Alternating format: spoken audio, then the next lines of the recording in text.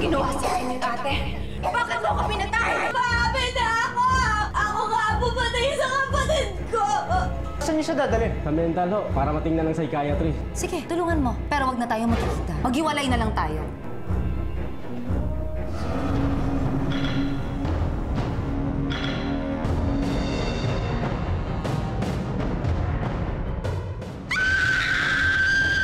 Pagaling ka. Mahal na mahal kita, Eloisa. Bakit nandito pa to? Pinatapon ko na to, ha?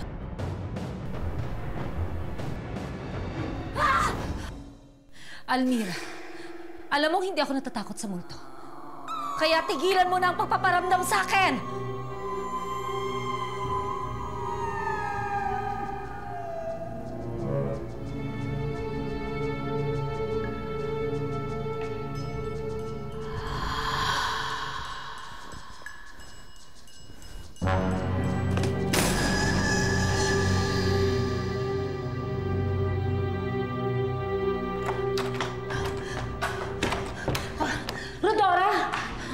Rodora, ikandado mo ang pintuang ito. Mula ngayon, wala nang papasok sa kwarto ni Almira. Ano pang hinihintay mo? Sundin mo na ako! Sige na! Oo, ma'am. Kukuha lang ang kandado.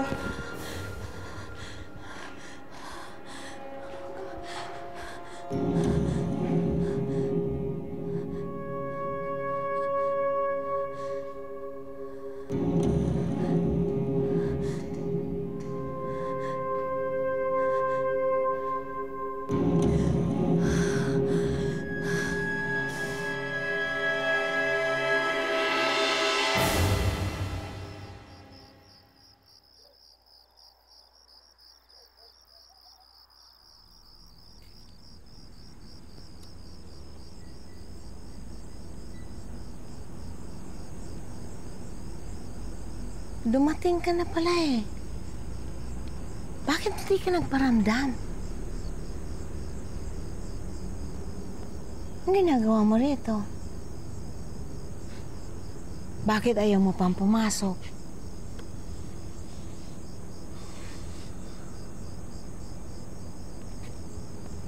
Natatakot ka, no?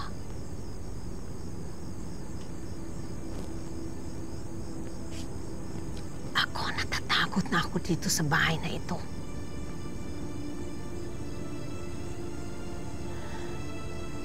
Kung pwede lang sanang umalis na tayo rito. Dapat umalis na tayo eh. Kaya lang, naaawa ako kay Sir Edwin. Eh kung iwan natin siya, anong mangyayari sa kanya? Naintindihan mo ba ako? Ha? Naririnig mo ba ako? Naintindihan mo ba sinasabi ko?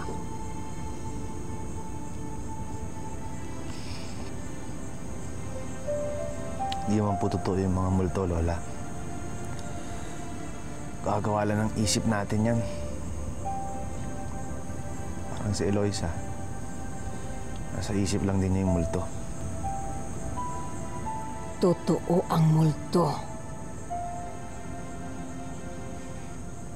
At may multo ang bahay na ito, Junjun.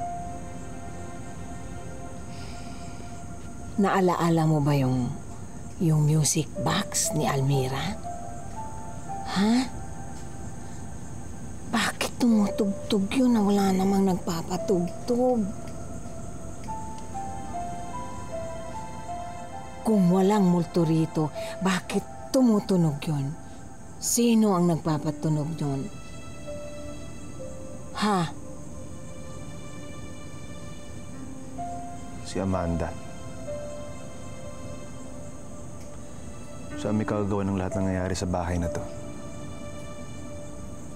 Siya may kasalanan kung bakit nabaliw si Eloisa. Siya rin ang dahilan kung bakit lumalapit yung Ariel na yun kay Eloisa. Si Amanda ang multo. Siya ang halimaw sa bahay na to.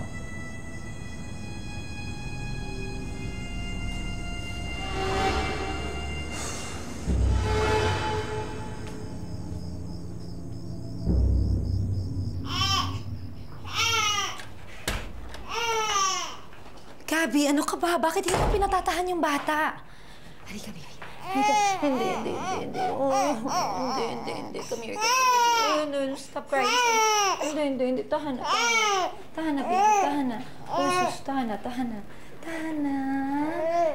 na, baby. O, tignan mo. Nakinig siya sa akin. Tumigil siya, oh. Tahan na, baby. Amanda, yung nangyari sa atin, kalimutan mo na yun, ha? Nadala lang kasi ako sa... Gabby, naiintindihan ko. Wala kang kailangang i-explain. Sana lang hindi mo ako iniwan dun sa kwarto ni Almira. Kung ano-ano tuloy ang nakita ko. Nakita? Anong nakita mo? Wala. Kalimutan mo na yung sinabi ko. Oo nga pala, pinakandado ko na yung kwarto ni Almira. Siguro mas maganda na hindi na gamitin yung kwartong yon para maka-move on na rin tayo. Para hindi na rin natin maalala si Almira.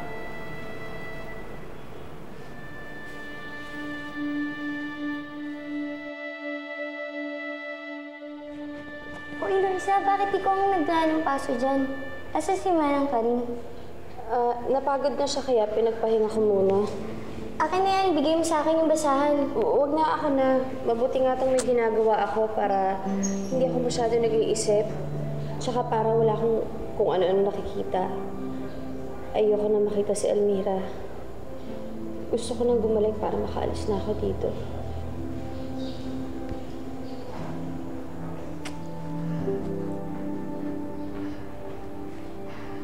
Oh, anong drama ng isang yan? Bakit umiiyak yan? Tataka ka ba? Ibaliw nga. Good luck na rin sa kanya. Kung gumaling pa siya. Eh sa tingin ko matatagalan pa siya dito.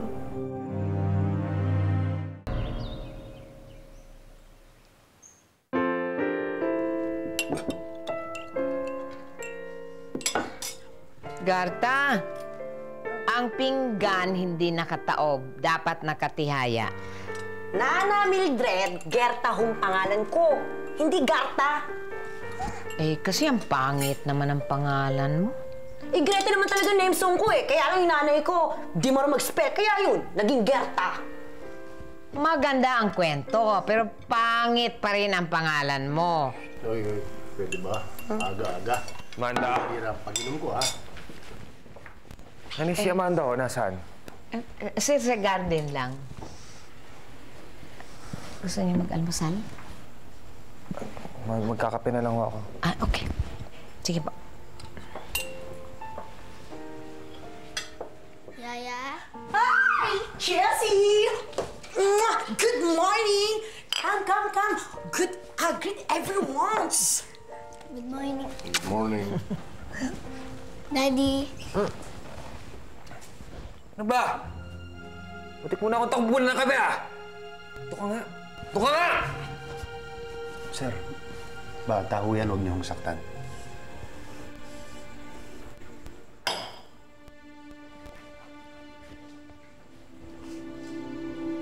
Mali, halika. Upo ka. Almusal ka na lang, ha? Anong gusto mong almusal? Ha? Kawawa naman ang alaga ko. Bakit kayo gano'n si Sir? Bakit ang layo ng loob na kay Jessie?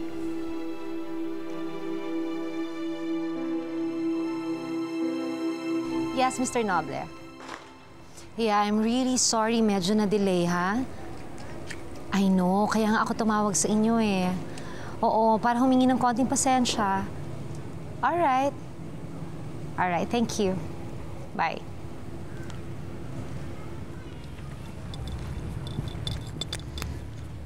Ma'am Amanda, andito na ho yung hinihintay niyo. Alex! Hi, ate. Welcome to Manila. Kumusta na si Ate Mariel mo? Ha? Kailan ba siya dadalaw dito sa Manila? Hindi ko pa po alam kasi marami pa siyang inaayos sa Bacolod. Pero miss na miss ka na raw po niya. Talaga? Amanda! Nakusap na ba si Dante? Yeah, I just did. Napakiusapan ko na siya. Gabby, eto si Alex. Pinsan namin. Kapatid niya si Mariel. Siya yung sinasabi ko sa'yo, makikita rin muna sa atin dito dahil dito siya sa Manila magka-college. Ate Amanda, siya... Yes. Siya si Gabby, my husband. And si Jessie. Jessie, come here. Hi, Jessie. Ito si Jessie. Ito ang anak namin. Nice to meet you all po. Amanda, I have to go. Sige. I'll see you later sa office. You'll take care. Daddy, Ano? sorry po kanina. Yun na pala sasabihin mo, pinatatagal mo pa. Briefcase ko nga! Jessie? Jessie, baby, come here. Papasensya mo ng daddy, ha? Marami lang siyang problema sa work at saka sa office, ha? Okay? Alex, alika, itutur kita sa bahay. Sige po. Sige.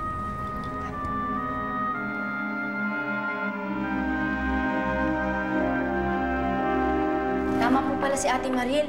Ang laki-laki ng bahay ninyo. Pero bakit ganun? Kahit maliwanag, ang dilim-dilim. Alam mo, luma na kasi itong bahay na to. Okay lang po sa akin na luma. Pero iba po vibes ko dito. May multo dito, no?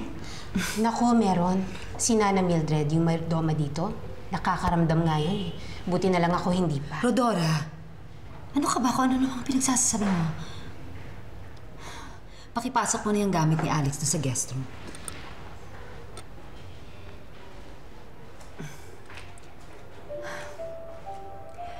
Alex, pasensya ka na, ha? Naku, huwag kang makikinig sa mga sasabihin ng mga katulong dito. Hindi totoo yun. I'm sure hindi ka naman naniniwala sa multo, di ba? Naniniwala po ako. Kaya ikaw talagang bata ka. Halika, papakilala kita kay Papa. Bakit po nakakandado yung kwartong yun? Yun po ba yung kinikwento sa akin ng ate ko na yung namat... Oo. Oo. Kapatid kong si Almira. Kwarto niya yan. Pero wala nang gumagamit ng kwartong yan ngayon. Pinakandado ko na. Ginagawa na lang namin siyang imbakan ng kung ano-ano. Alex, papakilala kita kay Papa. Halika na. Okay.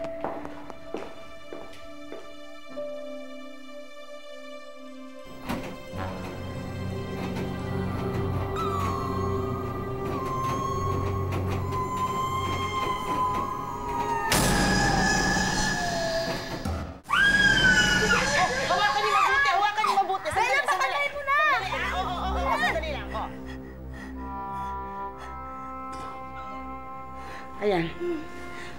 Nakakatulog na yan.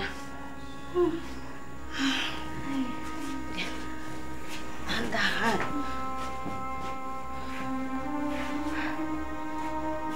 Eloisa. Po? Pakibantayan mo na itong siguring, ha? Mamaya pag nagising, tawagin mo ako, ha? Opo, wag po kayo mag-alala. Hindi ko po siya aalisan ng tingin. Sige, salamat. May sira din sa ulo yan, no? Katulad natin. Biruin mo, naghaharap ng pagkakakitaan, dito pa nagtrabaho. Hindi ba siya natatakot na hawa sa mga tao dito? Kasi naman, pasyente siya dito. 8 taon na siya dito, kaya pwede nang utus-utusan. Akala ko, janitress talaga siya dito. Mukha naman siyang matino. Bakit hindi pa siya lumabas? Kasi wala nang pamilyang uuwian eh. Lahat ng pamilya galit sa kanya. Bakit ho? Ay, naku. Mahabang kwento. Huwag na natin pag-usapan dito, ha? Hala, doon na kayo sa duty niyo. Jumuti na kayo.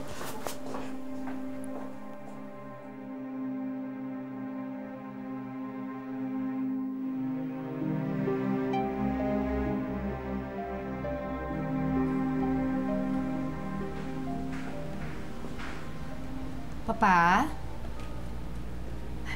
Halika. Pa? Papa? Tatandaan mo ba si Alex, yung kapatid na bunso ni Mariel? Hello po, Tito. Huwag na. Umalis na lang kayo. Iwanan niyo na ako rito. Papa, lasing ka na naman. Masama sa'yo yan. Hindi, Amanda.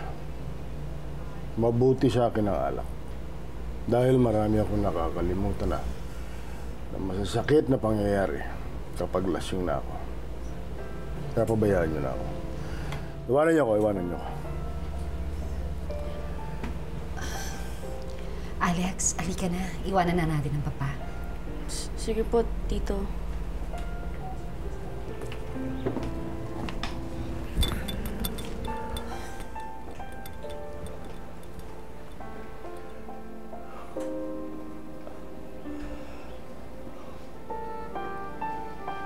Janet. Almira. Nasaan na kayo? Pagod na ako. Kunin niyo na ako. Kunin niyo na ako.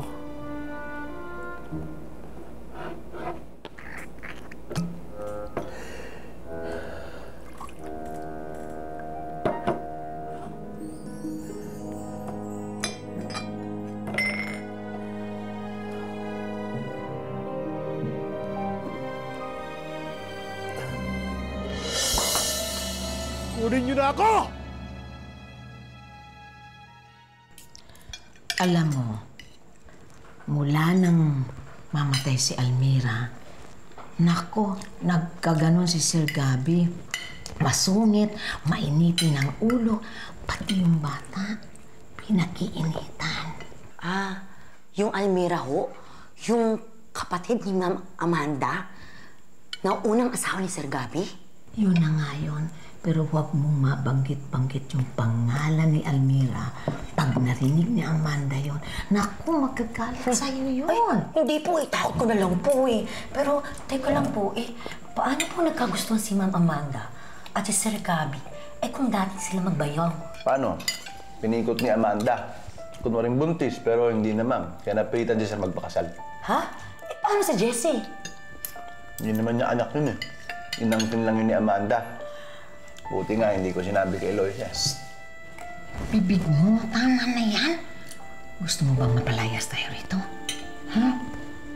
Teka muna po, sino si Eloisa? Ang kulit mo. Huwag mo nang banggitin si Eloisa dahil matagal nang nawala yun. At huwag natin pagkwentuhan yun. Baka may makarinig dyan.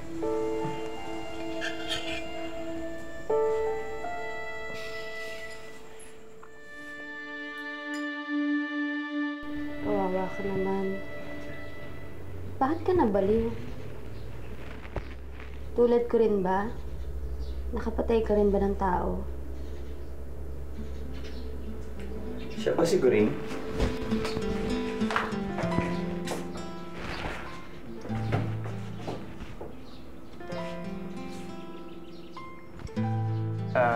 I'm Dr. Rico Bayani, intern dito. Ikaw si? Ako po si Eloisa. Ikaw yung pinagbilinan ni Tita Meds para tingnan si Goring, no? Kamusta naman siya? Hindi pa rin po siya nagigising. Kawawa naman siya, no?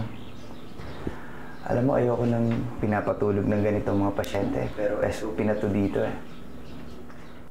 Sige, pwede mo na kami iwan. Ako nang bahala sa kanya. Salamat, ah.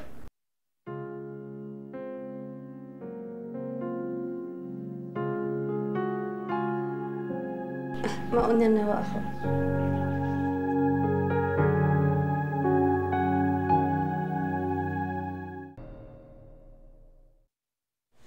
Eloisa. Buka. Ito yung mga bilin mo. Mga libro. Dinalang kita. Junjun, salamat ha. Ang dami nito. Pero alam mo, isang linggo ko lang ito uupuan kasi ganun ka-boring dito. Huwag ka mag-alala, pagbalik ko, dadalan pa kita ng mas marami pang libro. Yun nga lang, hindi ko alam kung kailan ako makakabalik eh. Midterms na kasi ngayon, kaya panay-review ako. Kailangan magpasikat, 1 taon na lang, graduate na eh. Pero dadalawin talaga kita, babalik ako. Kamusta sina ate? Ayun, busy sa negosyo, kaya nga hindi nila napapansin na umaalis ako eh. Kahit sa umaga, nakakatulog ako na hindi natatakot na mahuli. Si Jessie, kamusta na yung pamangkin ko? Okay, actually, malaki na siya eh. Tsaka maganda. Ayan, ito yung pinakahuli niyang litrato, dinalang kita.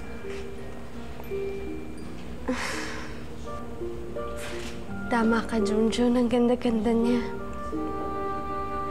Kamukhang kamukha niya si Almira. Kamukhang kamukha niya kapatid ko.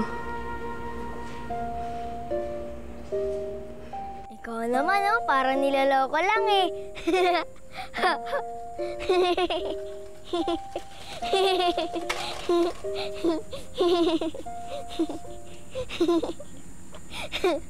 Hoy, bata. Ba't ka tumatawa mag-isa? Sinong tinatawanan mo? Yung kaibigan ko. Sinong kaibigan? Wala ka namang kasama. Nandito siya, oh. Hindi mo ba siya nakikita? Yan, oh. Wala naman ah. Hoy, Tommy, anong ginagawa niyo dito? Di ba sinabi kong wala lalabas ng bahay? Eh, kasi Aya, nakita ko yung bata tumatawa mag-isa. Para siyang sira. Hindi ako sira. Baka ikaw ang sira. Ayan tuloy, iniwan na ako ng kaibigan ko. Salbahe ka kasi. Ako rin sira. Siya kaya? Ay nako, wag ka na kasing pupunta dito. Alam mo bang may mumu dyan? Mumu? Oo. Haunted house kaya yung bahay na yan. Tinan mo nga, itsura pa lang may mumu na. Diding, kung ano nung kalokohang pinagsasabi mo sa kapatid ko ah. Pasok mo na nga siya ng bahay. Sige na. Halika na, Tommy. Ano may laruan mo?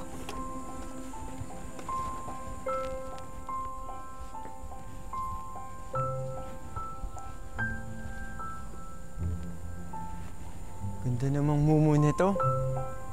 Hello?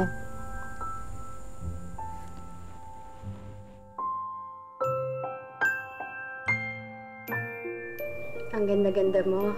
At ang laki-laki mo na.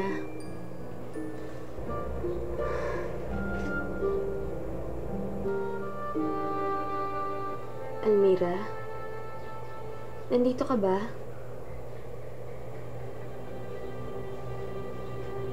Patawarin mo ako. Kung hindi mo nakasama si Jessie sa paglaki niya.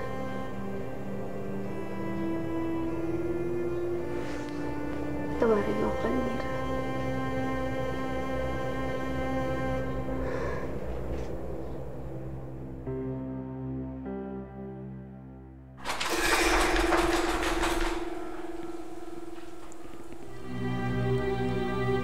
Akala ko ba wala nang gumagamit ng kwartong to? Hello? May tao ba dyan? May tao ba dyan? Alex, anong ginagawa mo dyan? Tito, may tao po kasi sa loob eh. May gumagalaw ng doorknob. Parang gustong lumabas. Imposible yun. Hawak ni Amanda susi ng kwartong yan. Kaya walang makakapasok dyan. Namamalikmata lang po siguro ko.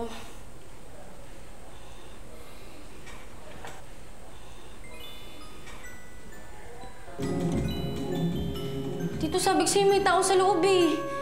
May nagpapatugtog po.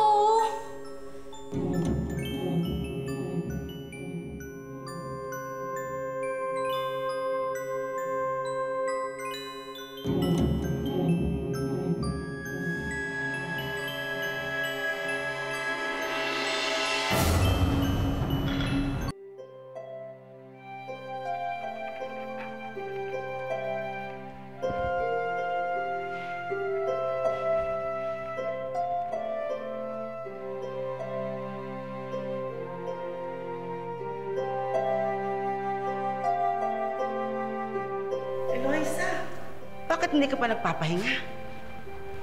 Hindi pa ako inaantok, Tita Mets. Si Dr. Rigo ho ba magtatagal dito? Hindi ko alam. Kasi intern lang siya eh. Pero pwede siyang lumipat ng private asylum kung gugustuhin niya. Sana wag na. Kasi katulad siya ni Atty. Ariel, tsaka ni Junjun, mabait. Kaya gusto ko siya. Tsaka kailangan ng mga tao dito, yung katulad niyang doktor, yung may malasakit sa pasyente. Kasi bago lang siya.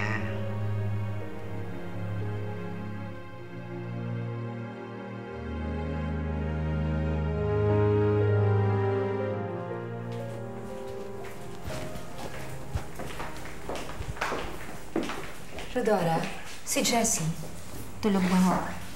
Sige, matulog ka na rin. Gabi, sigurado ka bang ayaw mong kumain pag ahayin kita? Hindi na, inantok na ako eh. Tulog na ako. Sige.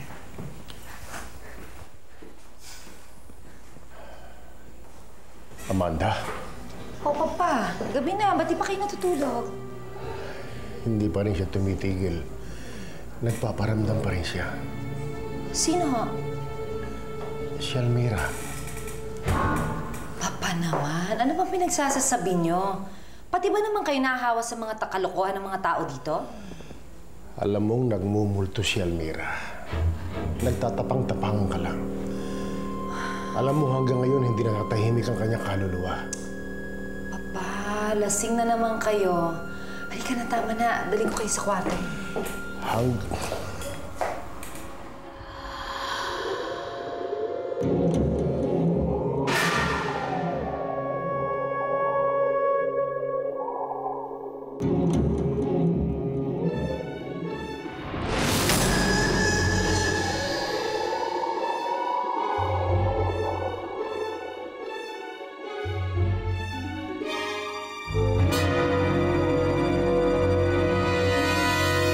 Eloisa, may bisita ka. Ate.